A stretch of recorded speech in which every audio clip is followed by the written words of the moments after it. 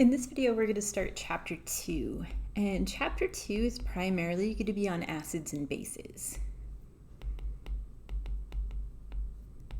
I know the majority of you probably just finished up with 152, where you spent 2 entire chapters on acids and bases. So we're going to take that and then just extend it a little bit. Bases. Sorry, squish an S in there. So if you remember, there's 3 main theories of acids and bases. Arrhenius theory, and that's the theory where our acid is going to be something that ionizes an aqueous solution to produce hydrogen ions. So if you put it in water, it breaks into ions. One of those ions is hydrogen. It's an Arrhenius acid. An Arrhenius base was one that when you put it in water, it's going to dissociate to produce hydroxide ions. So sodium hydroxide, calcium hydroxide, all of those. So if you put it in water and it separates into ions, and one of the products is hydroxide, it's going to be an Arrhenius base. We're not going to use that theory very much in this class. It's pretty limiting. The only bases are going to be ones that contain hydroxide according to that theory. And we're going to have a lot of bases that cannot dissociate to form hydroxide ions. Right? To separate to form hydroxide ions, you have to have a hydroxide ion. Remember, chemical reactions, we're not creating atoms or destroying atoms. So something like ammonia, which is basic according to our other 2 theories, I cannot take ammonia and put it in water and end up with a hydroxide ion, right? There's no oxygen here, so I can't have an oxygen here. That's just not possible. So while ammonia is a Bronsted-Lowry and a Lewis base, it is not an Arrhenius base. So that theory it's pretty limiting. You probably would have used it in 130 when you were doing acid-base neutralization reactions, because the hydrogen from the acid combines with the hydroxide ion from the base to produce water. It's the easiest one to understand at that level, and it's the one that they tend to focus on. We're going to use mostly the other 2. So Bronsted-Lowry and then Lewis. We're going to do a lot with Lewis throughout the entire semester. So Bronsted-Lowry first. This is the one that you would have used primarily in 152.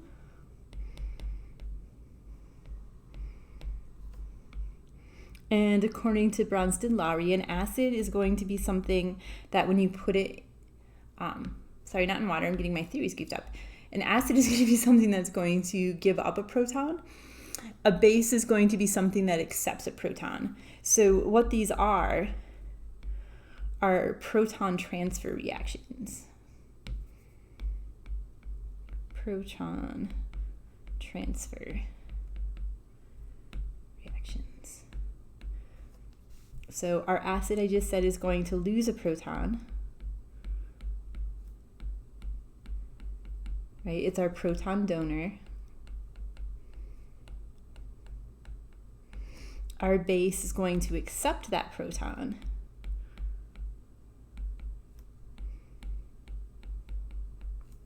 Right? It's my proton acceptor.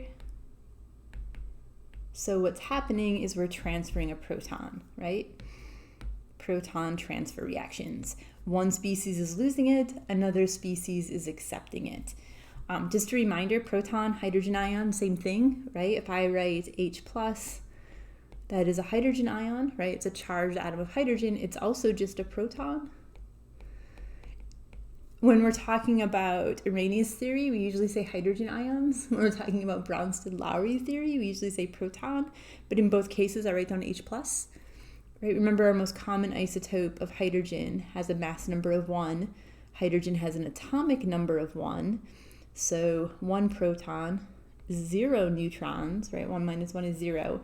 And then if it was uncharged, I would have 1 electron also. If it has a positive charge, it's lost that electron. So this has gone away, right? So all I have is a proton, right? I have 0 electrons, 0 neutrons, and 1 proton. So H+ is just a proton, right? There's no little microscopic H floating around in space. It's a positive charge in the nucleus with nothing else. Sorry about that, guys. So my acid is going to lose, my base is going to accept. So we could use ammonia, that example we just had. And let's use an organic molecule.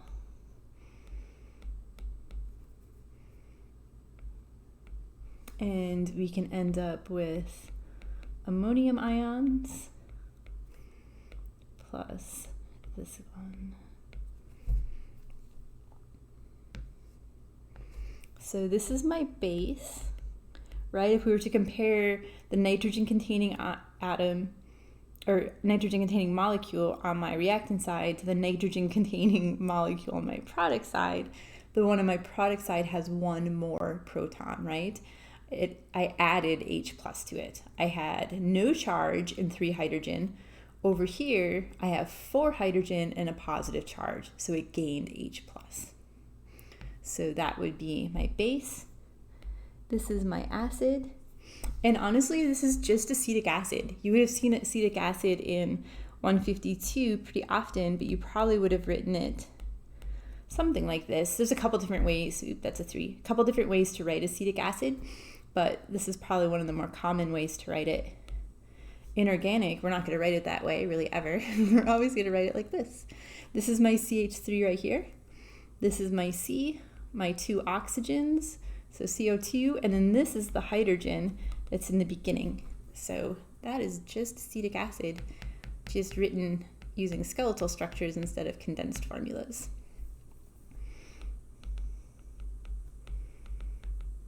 And if we compare acetic acid on my reactant side to its partner over here, right, it lost H plus. Instead of having that hydrogen, it's now gone. Instead of being neutral, it now has a negative charge.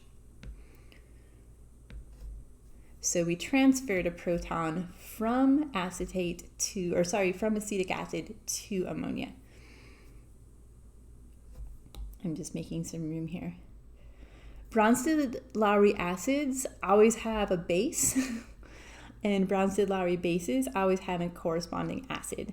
And those are going to be our conjugate pairs, right? If something's going to lose a proton, we have to have something to give it to. If something's going to gain a proton, we have to have something to take it from. So they're always going to occur together. We're never just going to draw the acid or the base. We always have to have both. And then the products tend to be what we call our conjugates. So let's actually write this because I feel like I'm not making any sense. Every Bronsted-Lowry, I'm just going to use Bl acid, has a conjugate base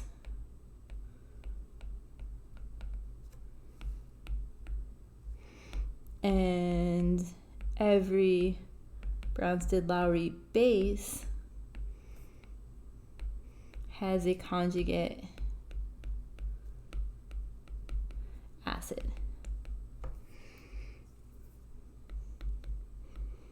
Our conjugate acid-base pairs, so that's the base with the acid and the acid with the base. So conjugate acid-base pairs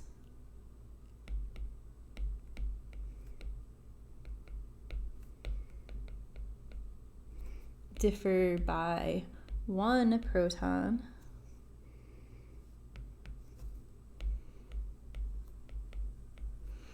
and only 1 proton, right? If they differ by 2 protons, they're not conjugate acid-base pairs. If they differ by a proton and let's say a nitrogen, they're not conjugate acid-base pairs. So they are only ever going to differ by 1 proton. If they differ by more than that, they're not conjugate acid-base pairs. They are going to generally be on the product side. If I ask you to label them, this reaction is reversible. It can go in both directions. It can reach equilibrium. So you can think of the products as being reactants in the reverse direction, but we're going to stick with standard notation where on the left side of my reaction arrow are going to be my reactants, and then on the right, those are going to be my products. So labeling these guys, this here would be my conjugate acid, right? It differs, this is some notation that's often used to kind of connect those guys. It differs from that base, from ammonia, by 1 proton, right? Conjugate acid-base pairs differ by one proton and only one proton. And then this would be my conjugate acid. This would be acetate ions, that polyatomic ion that you were supposed to learn back in 150 or 151, whichever one you had. Oop, conjugate base. Sorry guys, I'm not off to a good start in this video. Conjugate base. So I ran out of room, but if we were to connect those guys, they go together, right? Acetic acid, that was this one, differs from acetate by one proton and only one proton. So those are going to be my pairs. Let's look at another example. So this is a ketone. We're going to learn functional groups in chapter 3. I have oxygen here with a negative charge. And I'm forming this guy with a negative charge and an alcohol. Again, a functional group that we'll learn in chapter 3. I don't have the lone pairs on here, but again, it would be good practice for you guys to include them. I will always include formal charge, unless of course I'm testing you on formal charge, then I leave it off because I want you to put them on. But I will always have formal charge, and then based on the formal charge, you know the number of lone pairs. So there's 2 lone pairs here, 3 here, 2. There is a lone pair on that carbon. It had 3 hydrogen. It still has, it has now 2 hydrogen and a lone pair. That's how we would get that negative charge. And then the 2 lone pairs on oxygen. So I want us to label the acid, the base, the conjugate acid, and the conjugate base. So you're really just kind of comparing the before and the after. On the reactant side, which one lost a proton? On the reactant side, which one gained the proton? And then the ones that differ by one proton, only one proton on the product side are the conjugates. So this would be a good time for you to pause the video, label them yourself, and then come back and check your answers. Okay, I hope you guys did that. So these are 2 that I'm comparing, right? We want the ones that differ by one proton. And on the reactant side, this carbon has 3 hydrogens, right? But over here, it only has 2, right? And that lone pair. So this is my acid, right? This one lost a proton when I went from the reactant side to the product side.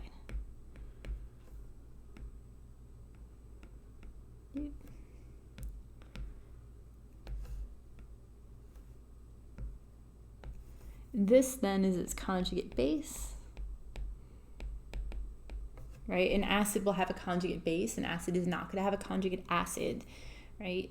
They're going to be conjugate acid-base pairs, not conjugate acid-acid pairs, or acid conjugate acid pairs. It's always an acid with a base, which means that these guys are going together, because we can keep that color. If you look at the one on the reactant side, I don't have any protons or any hydrogens on that oxygen, but on the product side I do. So it gained a proton. It was my proton acceptor. So this is my base. This is my conjugate acid. In the reverse direction, the conjugates are what they're labeled. So like in the reverse direction, the conjugate base is a base, so it's going to accept a proton. The conjugate acid is an acid, so it's going to donate that proton in the reverse direction. Some people prefer to look at it that way when determining them.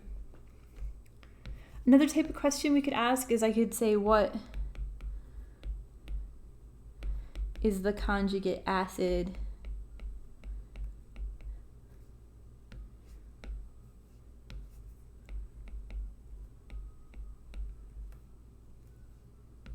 Sorry, my handwriting is taking a whole new load today.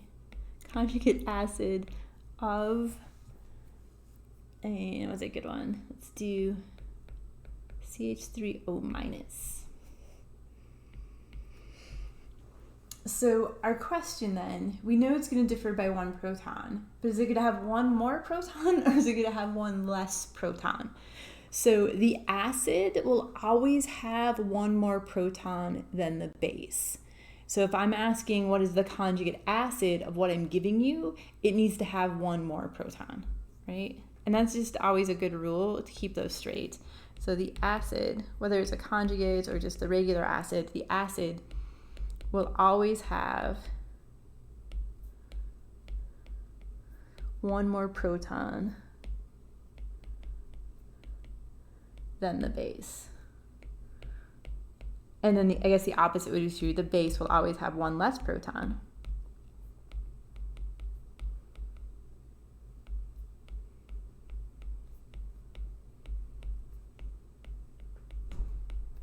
Than the acid.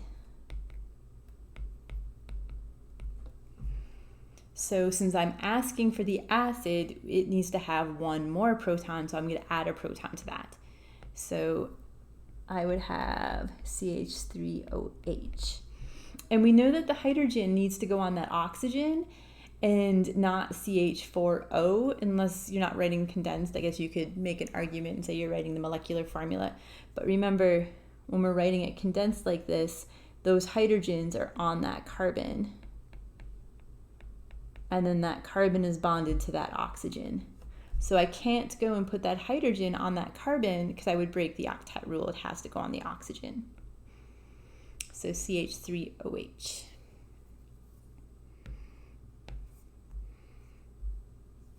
We could say, what is the conjugate base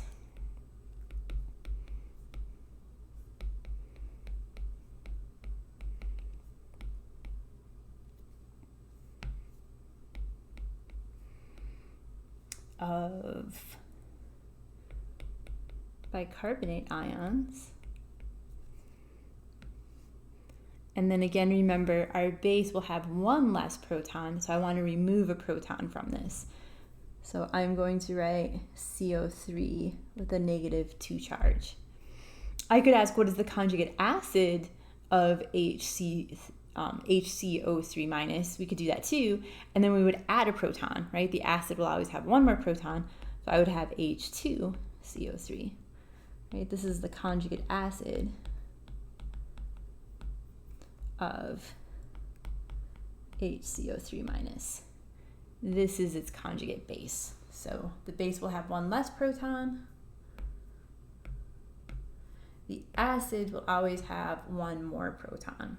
So depending on what I'm asking for, you're either going to add H plus or you're going to lose H plus.